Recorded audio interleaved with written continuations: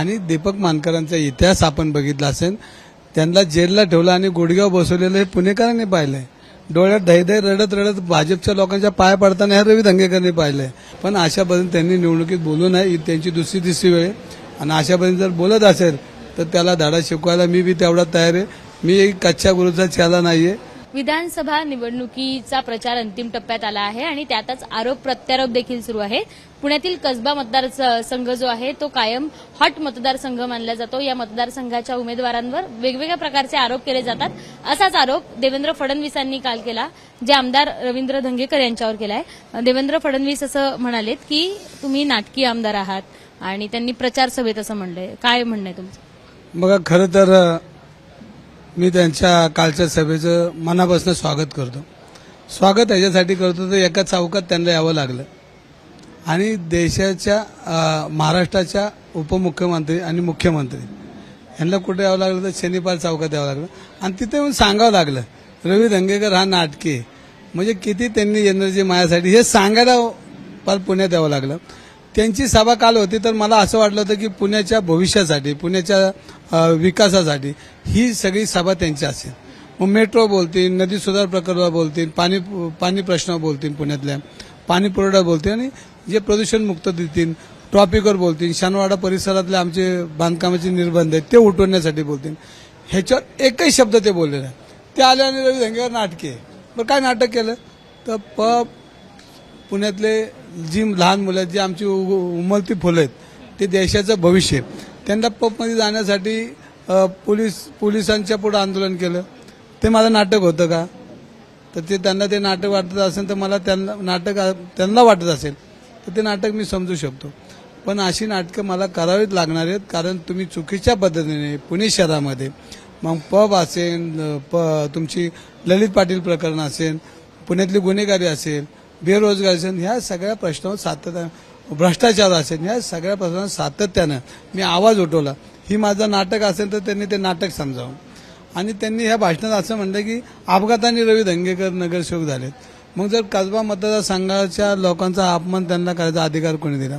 त्यांनी लोकशाही पद्धतीने माझी निवड केली आणि मग त्यांना जर अपघात म्हणत असतील तर मला असं वाटतं की परत त्यांना आमचे कसबा मतदारसंघातील नागरिक परत एक अपघात परत करतील असे मला पूर्णपणे आशा आहे. कारण त्यांना माहिती आहे की त्यांचा अपमान यांनी वारंवार केलाय. ह्या मतदारसंघाचं बजेट पळवलं, ह्या मतदारसंघातल्या आमदाराला चुकीच्या पद्धतीने ट्रीटमेंट दिली, टीका केली आणि काल जे नाटक म्हणले तर मग जलपर्णीचं आंदोलन केलं. हे काय नाटक होतं का? पब बंद पाडले. तरी नरेटिव्ह सेट करतायत असं तुम्हाला वाटतं का? कारण पोटनिवडणुकीच्या वेळी हुईज दंगेकर हा पण त्यांचा नारा गाजला होता आणि आता दंगेकर नाटकी आहेत हे त्यांनी समोर आहे. हा, मग त्यांचं हे नाटक मला करावंच लागणार. हे जनतेच्या हिताचं नाटक आहे आणि हा अंक संपणारच नाही. जिथं जिथं अन्याय दिसेल तिथं हे त्यांच्या दृष्टीने नाटक असेल तर माझ्या दृष्टीने ते आंदोलन हे जनहिताचं आंदोलन असेल आणि ते मी करणारच. आणि त्यांनी त्याला नाटक जर शब्द दिला असेल तर हा त्यांचा तो दोष आहे, हा माझा दोष नाही. त्यांच्याच याच्यातले दीपक मानकर जे आहे, जे अजित पवार गटाचे, ते म्हणतात की तुम्ही तुमच्या कसब्यातल्या अनेक बिल्डर्सला त्रास देतात, त्यांच्याकडे दमदाटी करतात वगैरे. मग ह्या बिल्डरांची सुपारी त्यांनी घेतली का की धंगेकर आम्हाला त्रास देतो, तुम्ही धंगेकरच्या विरुद्ध बोला? मग हे चुकीचे बिल्डर जे असतील किंवा काय बिल्डर असतील हे यांच्याकडे कशाला जातात? हे काय संस्थानिक आहेत का? आणि दीपक मानकरांचा इतिहास आपण बघितला असेल.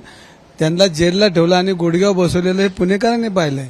डोळ्यात धैर्य रडत रडत भाजपच्या लोकांच्या पाया पडताना हे रवी धंगेकरांनी पाहिलंय. आणि तुमचा इतिहास पुणेकरांना माहिती आहे, तुम्ही काय केलं आणि काय नाही. तुमच्यावर बोलायला लागलो तर दिवसभर पुरणार नाही. तुमचे पराक्रम मला माहिती आहेत. तुम्ही हातगाडीवाले 100 रुपये सोडलेले नाहीत असे तुम्ही आहेत. तुमच्या आजूबाजूला कोण आहेत ते शोधा. तुमच्याच या सगळ्यामध्ये दीपक मानकरचा इतिहास पुणेकरांना माहिती आहे. दीपक मानकरनी सांगायचं नाही दादागिरी, गुन्हेगारी, त्याला भीक घालणारा मी कार्यकर्ता नाही. आणि त्याला एक माझे तुमच्या माध्यमातून, तुला जर लय खुमखुमी असेल तर तू कधी मला कुठल्याही चौकात बोलून मला प्रश्न विचार, मी तुला उत्तर देतो. मी कधी अरे तुरे बोलत नाही, अपमान करत नाही कोणाचा. पण ही त्यांची दुसरी तिसरी वेळ आहे. अशा पद्धतीने जर बोलणार असतील तर ही पद्धत त्यांची चुकीची आहे. निवडणुकी येतील जातील, हार जीत हा विषय वेगळा, पण गाठ माझ्याशी. मी काय असा ल्याच्यापोचा नाही आहे. अशा पद्धतीने जर बोलणार असेल, दमदाटी करणार असेल, माझ्या लोकांना दादागिरी करणार असेल तर दीपक मानकरनी ध्यानात ठेवा, सत्ता ही अदलबदल आहे.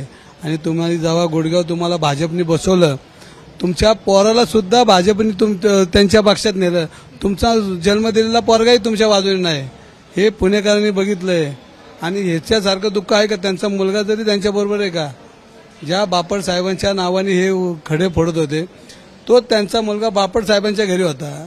मग तुम्ही तिथं काय नाही तुम्हाला बोलता आलं? तिथं का नाही? मग वाकून गेले, तुम्ही पाया पडले, माफी मागितली.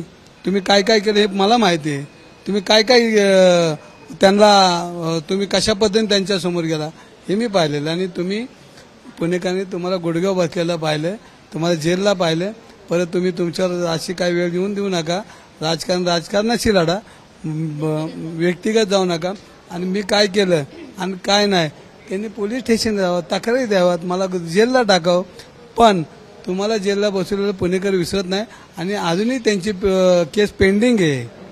त्यांनी जर हे ओरडले नाही तर ते परत जेलला जातील. म्हणून ते आता दाखवतात की मी ओरडतो. मागच्या आठवड्यात ते रडत होते, आपण बघितलं ना, मला आमदारकी दिली ना अजितदादांनी. त्यांचं आपण बघतो त्यांचं. पण अशा पद्धतीने त्यांनी निवडणुकीत बोलू नये, ही त्यांची दुसरी तिसरी वेळ. आणि अशा पद्धतीने जर बोलत असेल तर त्याला धडा शिकवायला मी बी तेवढा तयार आहे. मी कच्च्या गुरूचा चेला नाहीये. आता तुमच्या विरोधात गणेश भोकरे एक मनसेचे आहेत आणि हेमंत रासने, त्या दोघांमध्ये त्या दिवशी पण हे रंगलं होतं. रासनेंनी त्यांना धमकी दिली, तुम्ही म्हणाले त्या दोघांचं सेटलमेंट आहे. तुम्हाला अशी काही माहिती आली का त्या दोघांचं सेटलमेंट आहे? नाही, त्यांची काहीतरी दोघांमध्ये चर्चा असेल. कारण दोन्ही तुम्हाला अशी काही माहिती आली आहे का त्या दोघांचं सेटलमेंट? दोन्ही पक्ष लोकसभेमध्ये एकत्र काम करत होते, त्यामुळे त्यांचे काहीतरी चर्चा असेल, काहीतरी त्यांचं असेल तर तो त्यांचा नेते ते बसून विषय मिटवतील. कारण तो विषय माझा नाही. मला धमकी जर कोण देत असेल, आता मी धमकीचं उत्तर दिलंय, मला धमकी देता मी त्यांना चौक बी ठरवा म्हटलं, वेळ बी ठरवा, मी तिकडे तुमच्याशी चर्चा करायला येतो. गणेश भोकरे मनसेचे आहेत आणि तुम्ही पण आधी मनसेत होतात. मतं फुटण्याची तुम्हाला काही भीती वाटते किंवा फुटू शकतात असं वाटतं? मी निवडणुकीला कधीच घाबरत नाही. निवडणूक माझ्या घरामध्ये कोणी ग्रामपंचायतीची निवडणूक लढवली नाही, पण या पुणेकरांच्या आशीर्वादावर मी 12वी निवडणूक लढवतोय. त्यामुळे मला विश्वास मतदारांवर आहे. माझ्या नेत्यांवर, विरोधकांवर आणि विरोधकातले नेते काय म्हणतात आणि गणितावर मी निवडणूक कधीच लढवत नाही. मी सरळ निवडणूक लढवतो. मी गेलेलं काम आहे, मला कामाची मतं द्या हे मी मागणारा. मी कधी गणित नाही करत, मी लोकांना आशीर्वाद घ्यायला जातो. तर शेवटचे 2 दिवस बाकी आहे प्रचाराचे, जोरात प्रचार तुमचा दिसतोय. काय शेवटच्या 2 दिवसाची स्ट्रॅटेजीज असणार? शेवटच्या 2 दिवसामध्ये आता लोकशाहीमध्ये तुम्ही बघितलं असेल, ज्या पद्धतीने पैशाची पोती त्यांनी उघडलीत, आता ती पैशाची पोती आता पकडायचं काम मला आता 2 दिवस करावं लागेल. 2 दिवस प्रचार म्हणजे पैसे पकडणे? हा, एवढाच माझ्याकडे फंड आहे. भाजपचे आणि मनसेचे दोन्ही आहेत. या वेळेला कोणाला सोडणार नाही. कोणी कार्यकर्ता पैसे वाटत असेल तर त्याला सोडणार नाही. वैयक्तिक विषयावर मी त्यांच्याशी बोलेल, नाही तर पोलीस स्टेशनला अधिकाऱ्यांशी तक्रार नाही, अधिकाऱ्यांना यावेळेला विनंती करणार आहे. जर तुम्ही हे नाही थांबवलं तर शेवटी येणाऱ्या काळात प्रचार करून संपलाय. आता फक्त पेट्या पकडायच्या. हा बरोबर. दंगेकरांचा प्रचार झालाय. आता फक्त जे विरोधक आहेत ते कुठे पैसे वाटतायत का, कुठे पेट्या वाटतायत का, हे शेवटच्या 2 दिवसात करणार आहे. आणि यांचा सगळा भांडाफोड करणार असल्याचं रवींद्र दंगेकरांनी सांगितलंय. कॅमेरामन विजय राऊत सह शिवानी पांढरे, एबीपी माझा, पुणे. एबीपी माझा, उघडा डोळे बघा नीट.